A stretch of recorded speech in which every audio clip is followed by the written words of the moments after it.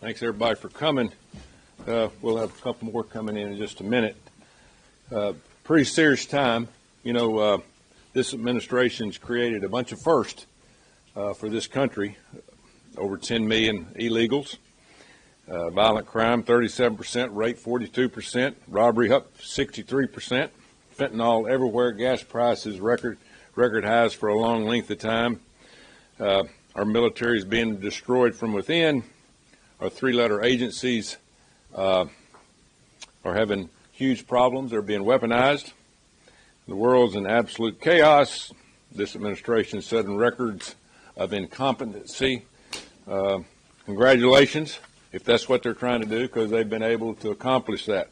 And now, after multiple assassination attempts, they can't even give the former president and possibly future president security he and his family needs. It's absolutely ridiculous. This isn't surprising. We have a huge mental health problem in this country.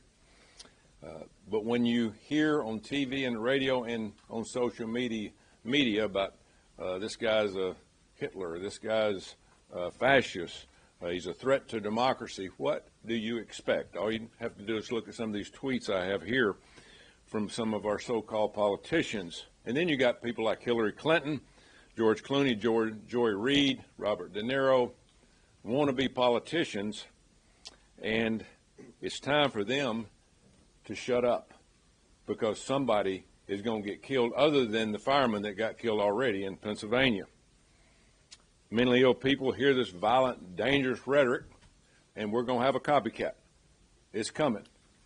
And it's just unfortunate. Somebody's going to get killed, even after the fireman in Pennsylvania. So, what's it going to take? 66 days ago was the first assassination attempt. What have we learned? Zero. And we don't need some 10,000-word report. We just need to know what happened and how do we fix it. We up here have no clue of any information of what's happened. If Joe Biden and Kamala Harris care anything about this country, they need to immediately grant President Trump as much as they possibly can the security around he and his family. One thing about President Trump, he's different. He doesn't work 6-8 hours a day.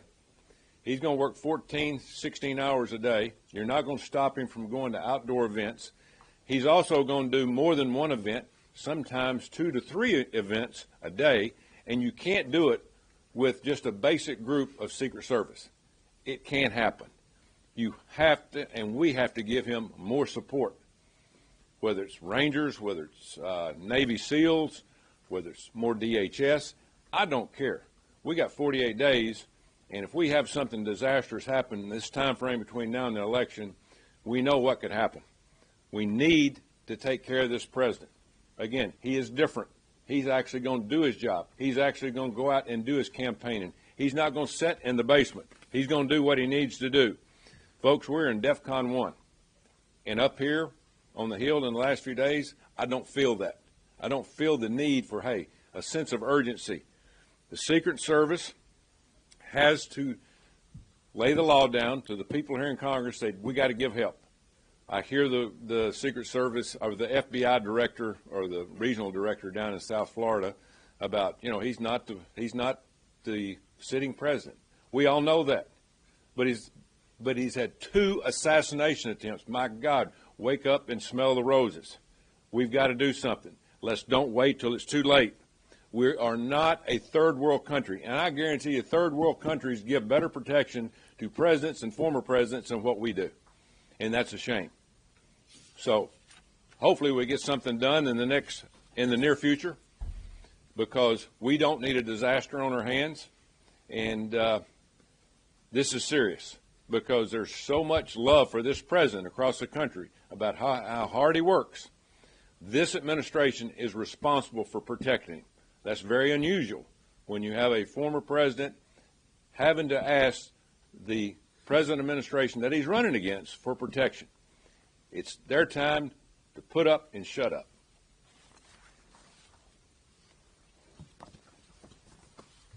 All right, Coach, thanks so much. What appears to be open season on presidential candidates you don't like. Last week, President Trump warned us on the debate stage about the hatred and lie being spread by the left and the mainstream media, making him a target. Now another attempt has been made on his life. Now, what was the media's response during the debate? They brushed it off. AB said, moving on. Let's move on. Well, folks, we're not moving on. The Republicans in the House and Senate are not moving on. We'll fight until President Trump is protected and people realize the danger of inciting violence through their rhetoric and their irresponsible reporting. Kamala Harris, Joe Biden, and others have repeatedly labeled Trump a threat to democracy, fueling a very dangerous narrative. Now, why wasn't this assassination attempt major news? Why did the major TV stations not break from their regular coverage? If it had been Kamala Harris, would the media have remained silent?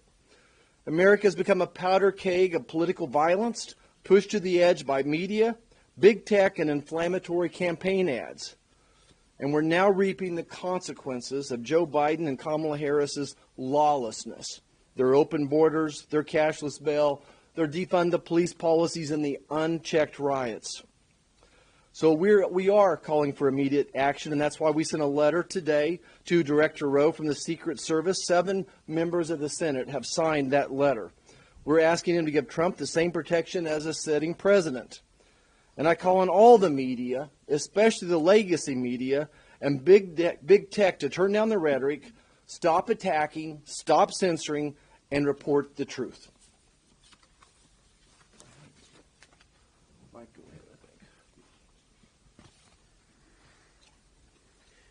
Donald Trump nearly lost his life. This is not the first time it's happened in the last couple months. It's the second time. This was a tragedy that fortunately was forestalled. This gunman, Mr. Ryan Ralph, decided it would be a good idea to hide and wait for him, knowing that he was going to be golfing that day, apparently having been tipped off somehow, hid himself in the bushes. And he had a GoPro and a military-grade weapon ready to be fired. Fortunately, a Secret Service agent apparently saw the barrel of the gun and fired shots before shots were fired, and Mr. Ralph fled. But this came way too close for comfort. I don't think it's lost on anyone that had it been the sitting president of the United States golfing that day, the gunman wouldn't have gotten anywhere nearly that close, and certainly anywhere close enough to have been able to carry out the attack. This guy was. He was within 500 yards, and it's very fortunate. We should all be grateful and uttering prayers of gratitude that it didn't end worse than it did, but it still came way too close. It's understandable that we offer a really high level of protection to sitting presidents of the United States. There are all kinds of reasons why the sitting president needs a large amount of security. But whereas here you've got a presidential candidate, the Republican candidate, the last standing impediment between a continuation of the current administration through Vice President Harris being elected this November, Donald J. Trump is the sole potential impediment to that. Where that circumstance exists, and especially where that candidate has now been the intended victim of 2 nearly successful assassination attempts, it's time to really increase his security detail, if necessary, to the same level or a comparable level to that enjoyed typically by the President of the United States. That isn't too much to ask, and in fact, it's a real misjudgment that would result in anything less than that. It's also important to remember the sort of environment in which this sort of thing tends to thrive. When Donald Trump is repeatedly characterized by, among other people, Kamala Harris as a threat to democracy, saying things like democracy is on the line, not just good policy is on the line or my kind of government is on the line, but democracy itself is on the line, and Donald Trump is a threat to that democracy. Those things have their intended effect. When they use ad Hitlerum over and over and over again to demonize and vilify this particular presidential candidate, it's going to have an intended effect. When you use ad Hitlerum, you tend to create Operation Valkyrie type moments, especially when you're using ad Hitlerum against somebody running for the office of President of the United States. Is that the logical reasoning flows by saying, well, if this person is that bad, then anything and everything is morally justified in order to stop him. So it's not lost on me, it shouldn't be lost on anyone, that that same phrase used by Kamala Harris, that, democracy is on the line in her race against Donald Trump, the shooter himself used that same phrase. And that's significant. Meanwhile, many of the mainstream news media who have largely forgotten about the July 13th incident in Butler, Pennsylvania, who seem to have chosen almost to pretend as if that never existed, continue to, in some circumstances, give short shrift to their reporting on this. For example, NBC reported this attempted assassination at one point as a quote-unquote golf club incident. That's not fair, that's not responsible, and that's the sort of thing that can create an atmosphere in which this sort of thing can become far too possible. I believe it was MSNBC that on the same day as this attempted assassination suggested that Republicans, quote unquote, turn down the rhetoric. Well, if anyone needs to tone down the rhetoric, it's the left. It's the left that is constantly demonizing this presidential candidate. Look, if you disagree with Donald Trump's policies, fine. If you disagree with decisions or statements made by Donald Trump, state them. But by demonizing him and by saying that democracy itself is on the line, by characterizing him as an existential threat to us as a country, you create the inevitable risk, the inevitable possibility at least, that some crazy person out there will take that far more seriously than they should and try to take matters into their own hands in devastating ways. So this issue isn't going away.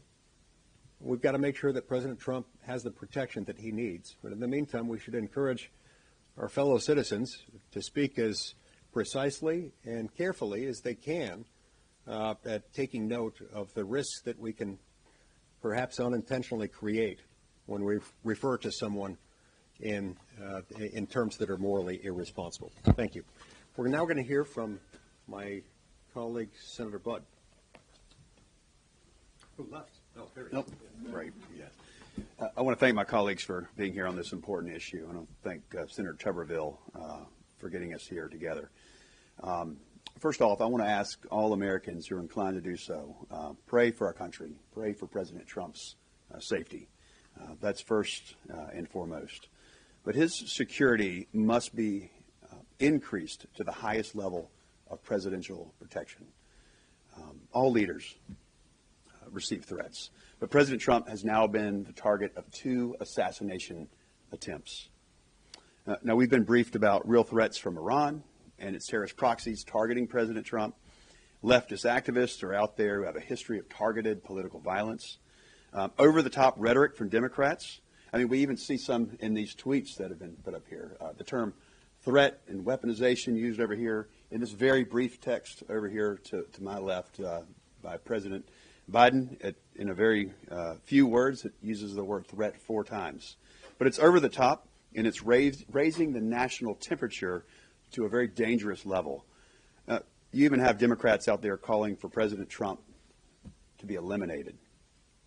Democrats who claim that this election would be the end of American democracy, or that American life as we know it would be over. Not only is this just crazy talk, it's reckless and it's unhealthy. So if Democrats can't win elections without this fear-mongering, then I don't believe that they deserve to lead this country. And if we can't keep all of our candidates safe, then our entire system of government will be in peril. But for the meantime, right now, in this election, President Trump needs more security, and he needs it now.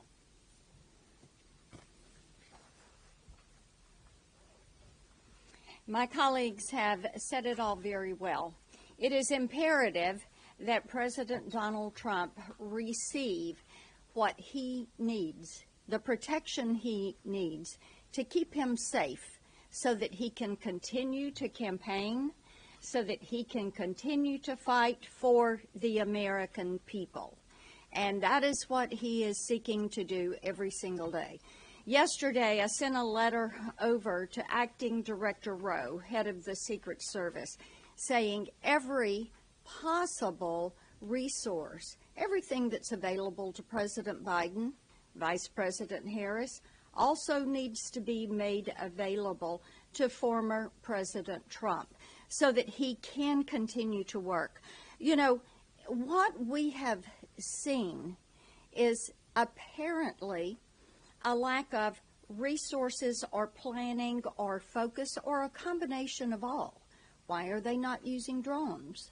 Why are they not using dogs? Why do they not have protection at the level that was there when he was president? Why are they not doing that? So it's going to be important for the Secret Service to answer that question and to focus on what enhancements and additions are going to be necessary to properly protect President Trump. And we have mentioned today some of the rhetoric. Our nation has been well served over the past 248 years by robust, respectful, bipartisan political debate. And to label a political opponent as a threat to democracy and all the other terms that they use, that is not something that serves that well. We are the United States of America. We do not settle our differences with violence. What we do is to choose a team we want to campaign for, and then we go out and we campaign.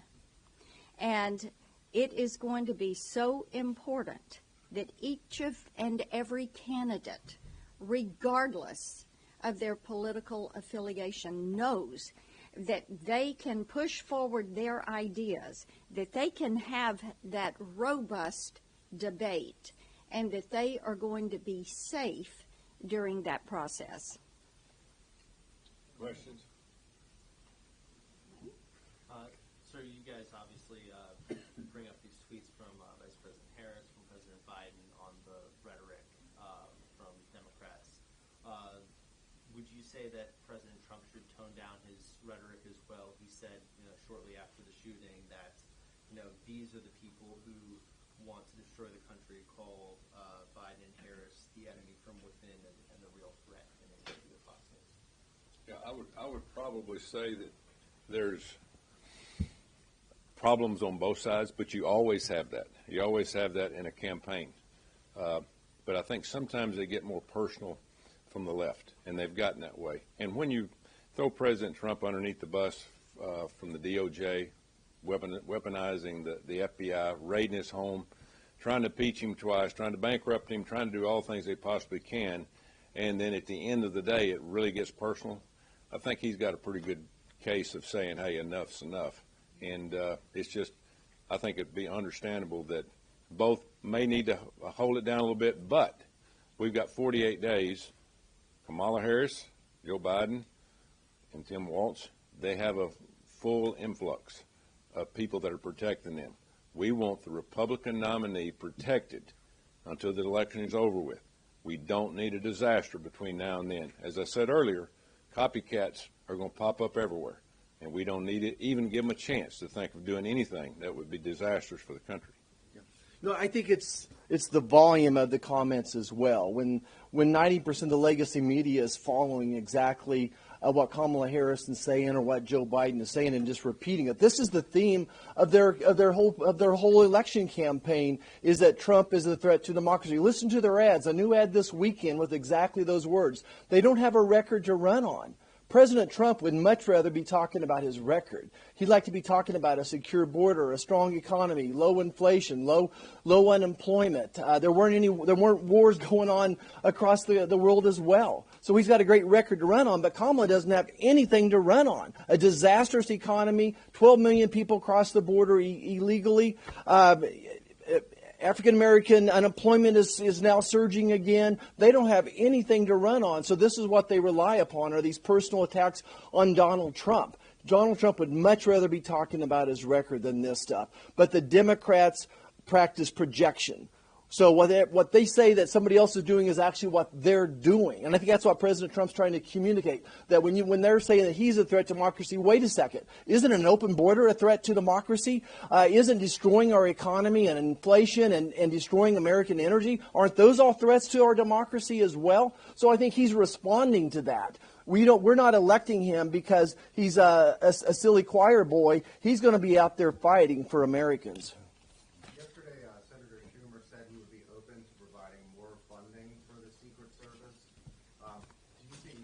No, we don't need more funding. We got 7,000 Secret Service officers out there right now. There's 100 Secret Service offices across the country. 7,000 employees, hundreds of these offices out there. They've got plenty of personnel. They've got plenty of money. They need to prioritize where to be placing these Secret Service agents. They've got the people to do it. Yeah, and I've talked to Secret Service agents, and they will tell you, all we're doing is we're chasing fraudulent money, counterfeit money, instead of doing their job in protection in a crucial time in our democracy. They should be doing their job. And if we got all these IRS agents that we've hired in the last few years, give them something to do other than go after the American citizen. But it is this comes from the Secret Service. We need to use more people in the Secret Service in terms of securing and protecting the candidates in our election.